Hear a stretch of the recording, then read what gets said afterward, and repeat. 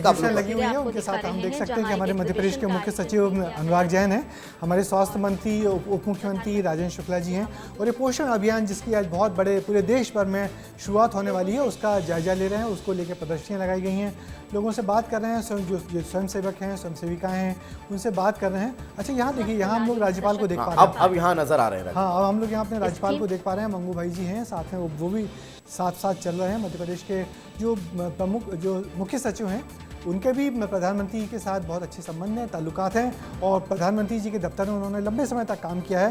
तो ये मध्य प्रदेश के लिए बड़ी गौरव की बात है कि उसके जो मुख्य सचिव हैं, चीफ सेक्रेटरी हैं, वो प्रधानमंत्री जी उनको सीधे तरीके से जानते हैं, उनके कामकाज से बहुत प्रभावित हैं, और उन्हीं की इच्छा पर वो मध्य प्रदेश भेजे गए हैं, और अब तो उनके 1 साल का एक्सटेंशन में कार्यकाल बढ़ा दिया है। तो बहुत कुछ ऐसा लग रहा है कि प्रधानमंत्री जी जिस तरीके से चाहते हैं, मध्य प्रदेश की अफसरशाही उस तरीके से चल रही है, काम कर रही है। और ये एग्जीबिशन खास इसीलिए भी हो जाती है, जितना मैं समझ पा रही हूँ, देख पा रही हूँ, यहाँ पर भी महिलाओं को जिम्मा सौंपा गया। आप देखिए कि कितना अग्रसर रखा जाता है महिलाओं को, हर जिम्मेदारी ज्यादा से ज्यादा कोशिश की जाती है प्रधानमंत्री नरेंद्र मोदी के नेतृत्व में कि महिलाओं को, आधी आबादी को वो सम्मान दिया जाए, उनको जिम्मेदारी सौंपी जाए। इसीलिए ये सम्मान अंजलि हमने भी आपको दिया है कि आपको हमने बीच में बैठा रखा है। ब्रजेश जी, नहीं, बिल्कुल हम भी सम्मान देते हैं, पूरी कोशिश करते हैं कि नारी को सम्मान दिया जाए। और देखिए, यहाँ भी आपने अच्छी बात पकड़ी अंजलि, हाँ, कि जितनी वॉलंटियर्स हैं सभी महिलाएं हैं, और सभी महिला, देखिए यहाँ भी उनको जो जिस तरीके से ब्रीफ किया जा रहा है, वो भी एक लेडी हैं, और वो सब उनको बता रही हैं किस तरीके से पूरा प्रोजेक्ट यहाँ पे शुरू होगा। मुझे लगता है ये वो जो तस्वीर थी वो ये दिखाई जा रही कि यहाँ जो पीएम मित्र पार्क बनेगा तो किस तरीके से बनेगा, कहाँ कहाँ कौन सी फैक्ट्री होगी, किस तरीके से पूरे एरिया डिज़ाइन किया गया है, कितना डेवलप किया जाएगा यहाँ पे।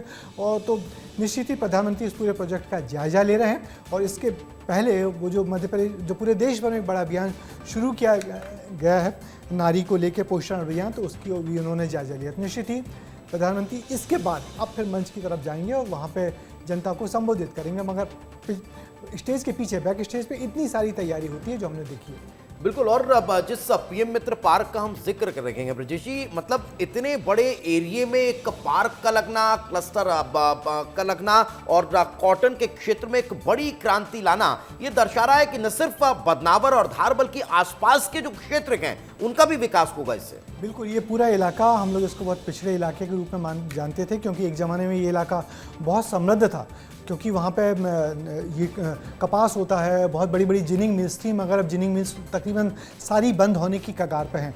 मगर ये यदि प्रोजेक्ट वहाँ अब जो शुरू हो जाएगा, उससे सारी जिनिंग मिल्स जिंदा हो जाएंगी, एक नए तरीके का इंडस्ट्री वहाँ डेवलप होगी, वहीं पे कपास होगा, वहीं पे जिनिंग होगी, वहीं पे उसका प्रोडक्शन होगा, कपड़े वहीं बनेंगे, वहीं सिलेंगे, वहीं फैशन के अनुसार डिज़ाइन किए जाएंगे, और वहीं से फिर फॉरेन भेजे जाएंगे। तो कुल मिला के 5F का बहुत ज़बरदस्त प्रोग्राम है, और पूरे इलाके को, दीपेश आप समझ सकते हैं कि कितनी तरक्की मिलेगी, कितना विकास होगा, क्योंकि टेक्सटाइल ऐसी इंडस्ट्री है जिसकी पूरे वक्त डिमांड बनी रहती है। तो और देश और दुनिया में बहुत बड़े पैमाने पर हमारा जो एक्सपोर्ट है, खासकर कपड़ों का, टेक्सटाइल का, गारमेंट्स का, अपैरल्स का, ये बहुत बड़े पैमाने पर होता है, तो उसको बहुत बड़ा बूम मिलेगा। क्योंकि अब तक ये तो या तो होता है तमिलनाडु में, या फिर होता है हमारे जो खास इलाके हैं बेंगलोर तरफ, या फिर थोड़ा सा पंजाब तरफ होता है।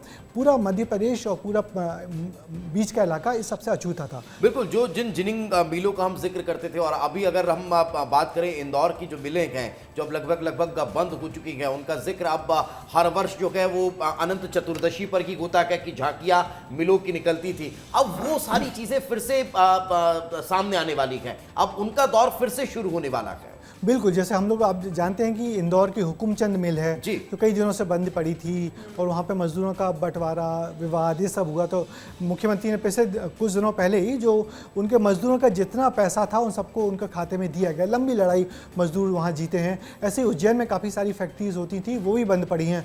तो कुल मिला के कपड़ा इंडस्ट्री जो पूरे इस इलाके में थी बंद हो गई थी।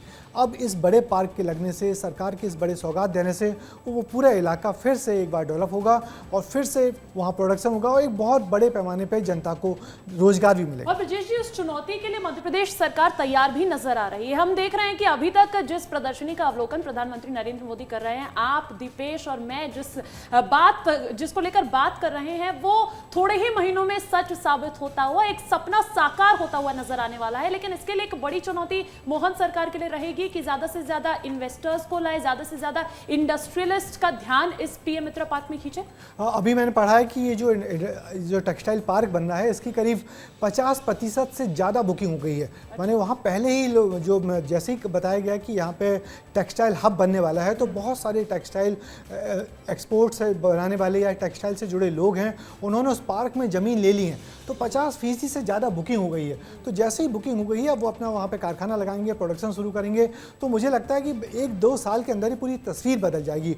और जो मध्य प्रदेश के मुख्यमंत्री, उनकी खास जो इमेज है वो अपना चाह रहे हैं कि पिछले मुख्यमंत्री ने मध्य प्रदेश को, शिवराज सिंह चौहान ने मध्य प्रदेश को एक सिंचित प्रदेश बनाया। यहाँ पे एग्रीकल्चर प्रोडक्शन बहुत बढ़ गया, बीमारू राज्य से उठाकर लेकर आए हैं। बिल्कुल। अब हम इसे प्रोडक्टिव राज्य की दिशा में आगे ले जाने वाले। अब जो नए मुख्यमंत्री के सामने चुनौती है कि अब जनता को रोजगार मिले। किसान तो समृद्ध हो गए हैं, मगर अब रोजगार की बड़ी कमी है। तो जनता को रोजगार मिले। रोजगार कैसे मिलेगा?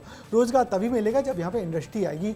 तो ग्लोबल इन्वेस्टर समिट हो चुकी है, और जो रीजनल इन्वेस्टर समिट हुए हैं बड़े पैमाने पे, तो उसी का एक बड़ा कदम है कि अब यहाँ पे देश की नज़र गई है और देश का पहला पीएम मित्र टेक्सटाइल पार्क मध्य प्रदेश के धार में लगने वाला है। और ये बड़ी सौगात तभी मिल रही है जब मध्य प्रदेश अपना औद्योगिक वर्ष भी मना रहा है। ब्रिजेश, बिल्कुल, ये भी आपने अच्छी बात कही कि मध्य प्रदेश इस साल अपना औद्योगिक वर्ष मना रहा है। तो निश्चित ही ये साल खत्म होते होते मध्य प्रदेश में बड़े पैमाने पर इंडस्ट्री लगेंगी। एमओयू तो साइन हो ही गए हैं, काफ़ी बड़े पैमाने पर एमओयू साइन हुए हैं। मुझे लगता है अगले 1 साल के अंदर वो तस्वीर दिखने लगेगी कि इन तमाम जगहों पर कारखानों बनने लगेंगे और अगले 1 साल के अंदर इनसे प्रोडक्शन भी होने लगेगा। तो निश्चित ही ये जो मध्य प्रदेश का जो औद्योगिक साल है वो बहुत बड़ी सौगात देके जाएगा। और इस साल को हम लोग इसी तरीके से याद करेंगे कि इस साल को प्रधानमंत्री ने अपने जन्मदिन के रोज पीएम मित्र पार्क देखे गए थे, जिससे बहुत बड़ी टेक्सटाइल इंडस्ट्री मध्य प्रदेश में रिवाइव हो जाएगी। अच्छा, इस चीज को भी समझनी होगी कि जैसे कि अब प्रधानमंत्री नरेंद्र मोदी की एक परिकल्पना सामने आई कि देश में 7 पीएम मित्र पार्क बनने वाले हैं, तो उसको सबसे पहले मध्य प्रदेश में लाने के लिए भी मध्य प्रदेश के मुख्यमंत्री डॉक्टर मोहन यादव ने एक बड़ी पहल की और एक प्रोजेक्ट बनाकर तुरंत दे दिया कि साहब हम तो तैयार हैं, सफलता हासिल की। बिल्कुल।